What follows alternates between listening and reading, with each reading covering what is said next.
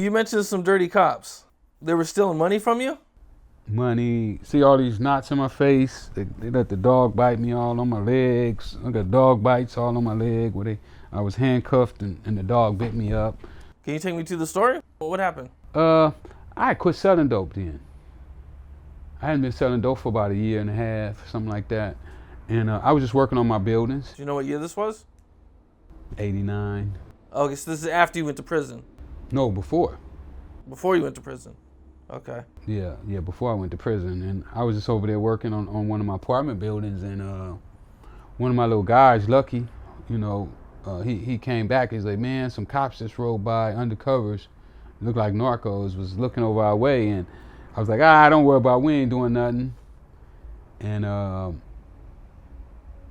about 5 minutes later, I heard a loud screeching noise, and I walked to the gate, and I looked out, and it was about 10 or 15 cops jumping out of cars with undercover badges on. They was pointing their guns. Don't move, don't move.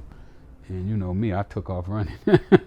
I took off. So they started shooting, then I jumped over the back gate. It was one sitting in the back or a couple in the back. They started shooting because they don't know who's shooting. They don't know if it's me shooting or the cop shooting. So then they start shooting, and eventually I find myself in somebody's house. A door was open in the house, and I just go in the house. I'm like, fuck it, I ain't gonna get killed. I ain't gonna let those fuckers kill me. So I go in the house and call to my lawyer and tell my lawyer, hey, I'm surrounded. Come get me. And but before he could get there, they was doing a house-to-house search, and there was a dude in there who was on parole, and he was like, man, and I was like, look, just go out, man. Don't you ain't got to stay in here. And so I hid in the closet, and I don't know, 30 minutes later, the dog come in the closet, and I knew I was caught then. He looked right at me, and a couple seconds later, the cops came in, told me to come out with my hands up. I came out, put my hands up, told me to get on my knees. I got on my knees, and when I got on my knees, he hit me in the head with a flashlight. That made me go to the floor. When I went to the floor, the dog went crazy, started biting me all around here. I got marks all around my groins and everything, scary. And I was knocked out for a while, and then I woke up. I was standing up against the wall. They slammed me against the wall. I went down again. Then one hit me in the head with a frying pan.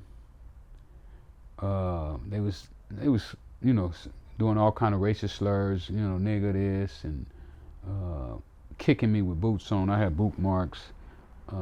It's pictures. It's pictures of all that too. That I don't know where they at. I need them, but I don't know who got them. But yeah, they did all that, and then finally they took me to the hospital and charged me with assault on a police officer. Sheesh. So I had to pay like $25,000 for attorney to beat the case. But before I got out on that, the feds had came in and put a hold on me. Okay. And this is when you first did your first bid? Yeah, that's on my first bid. First bid, okay. I wanted to go back a little bit. I think I seen somewhere that you wanted to run with Tookie Williams when you got. Yeah, when I was little, I used to look up to Tookie. Okay. Yeah, I mean, at one time I wanted to be a Crip. I thought the Crips was the coolest thing. I was probably about 10, 11 maybe, and a couple of my friends had turned Crips. Leon Washington, who just got out of prison not too long ago, Baby Bam.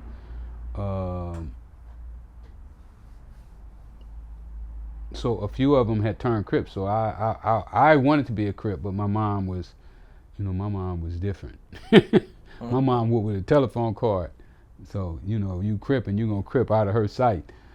So but before I was old enough to even think about it, I started playing tennis.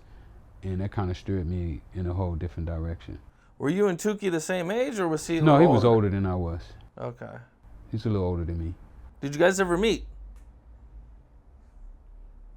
No, we never spoke but I've been in the vicinities that he was in. You know, I've been in the park when he was there, and the Crips was having their meetings. You know, we would be on our bikes and we would just be standing there watching, watching them. We watch him play football. Oh, okay. What about in prison? In jail, did you guys ever meet? No. Each other? No. He went to the state. Oh, okay. Right. Oh, okay. I think he caught that murder before I had my rise. Before I got in the streets, he was in jail because I was playing tennis. You know, when I started playing tennis, I would get up at 7 a.m. and I would be on the west side, you know, where everybody played tennis at. So I was totally away from South Central. I didn't even know what lowriders was. That's how focused I was. You know, I'm kind of like a tunnel vision guy. You know, like I only see what I want to see. You know, and at that time, tennis was my world. You know, that's all I wanted was tennis. I didn't care about school. I didn't care about girls. Only thing I wanted to do was play tennis.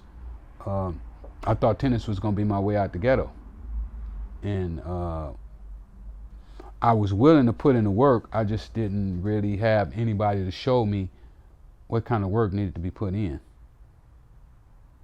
I could have made it in tennis had I had somebody that could have pointed me in the right direction. But the people who I was working with didn't know what they were doing. You didn't have the right mentors. I didn't have the right mentors. Make sure you get the right mentors. Gotta have the right mentors. Lesson number 1. That's real, man. Okay, so at one point you find out that you can't go to school, or you don't get accepted to college, and then that's when you start hustling. I seen somewhere that somebody sold you some cake mix one time. Yeah, they did that too.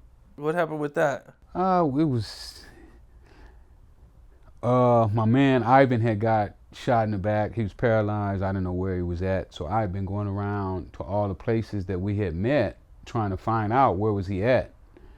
And little did I know, he was in Los Alamitos Hospital. So I went to the sewing factory that he used to be at, and the guy that ran the sewing factory, I told him, hey man, I'm looking for Ivan. I ain't found him. And he was like, oh, I don't know. I haven't heard from him either, but I got somebody else. So he called his guy. The guy came over.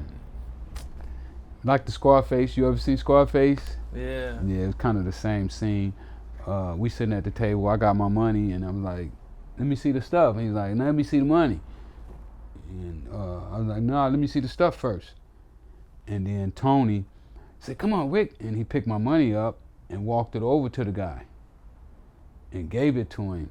How much money was it? I think kilos at that time was like 40 something, maybe 42, maybe 39, somewhere in that area. They was expensive, and it was only 2 kilos because it was our first time. Well, anyway, he handed Tony the bag and took out the door running. And I was like, what the fuck? So I walk over, I get the bag, and I look at it. I said, oh man, this fucking cake mix. So I got my boy Grump and them supposed to be sitting in the car, you know, watching the door and everything. I don't know, they must have been smoking weed or something. Anyway, they don't even see him run. So we jump out, we jump in the car, we chase him, but he get away from us in traffic, you know. It was simple. Man, everybody trying to get a little. It happens though. It happens. You know, when you're doing this kind of business, you know, you run into those kind of things. Yeah.